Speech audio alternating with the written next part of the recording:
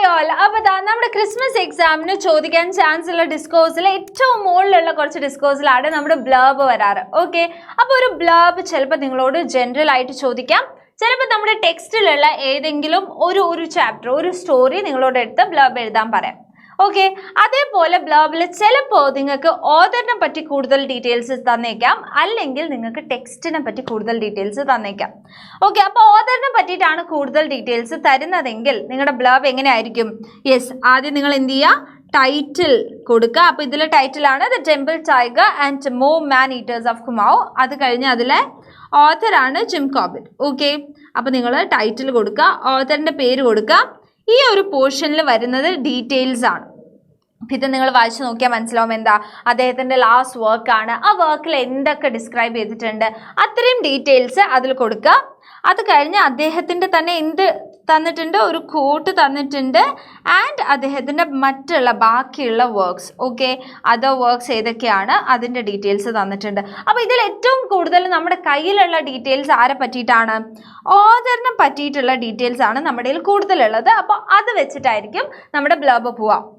Same സംഭവം തന്നെ നമ്മുടെ കയ്യിൽ ടെക്സ്റ്റിൻ്റെ ഡീറ്റെയിൽസ് ആണ് കൂടുതൽ എന്ന് വിചാരിക്കുക. അപ്പോഴും നിങ്ങൾ എന്ത് ചെയ്യുക, ടൈറ്റിൽ കൊടുക്കുക, ഓഥറിൻ്റെ പേര് കൊടുക്കുക. ഇതാ പൗലോ കൊയ്ലോയുടെ വളരെ ഫേമസ് ആയിട്ടുള്ള ഒരു വർക്കാണ്. ഈ ഇയറിലാണ് പബ്ലിഷ് ചെയ്തിട്ടുള്ളത്, പോർച്ചുഗീസിലാണ് എഴുതിയിട്ടുള്ളത്, വേറെയും എഡിഷൻസ് വന്നിട്ടുണ്ട്. അലിഗോറി, ഇതൊരു അലിഗോറിയാണ്. ഇതൊക്കെ നിങ്ങൾക്ക് ആ ഒരു ക്വസ്റ്റ്യനിൽ തരും. Okay, it deals with the journey of a shepherd in search of pyramids after recurring dreams of finding a treasure. അപ്പോൾ ഇതൊക്കെ നമ്മുടെ ക്വസ്റ്റ്യനിൽ തന്നിട്ടുള്ള ഡീറ്റെയിൽസ് ആണ്. അപ്പോൾ അത്രയും തന്നു കഴിഞ്ഞാൽ പിന്നെ നിങ്ങൾ താഴേക്ക് എന്ത് എഴുതിയെടുക്കുക?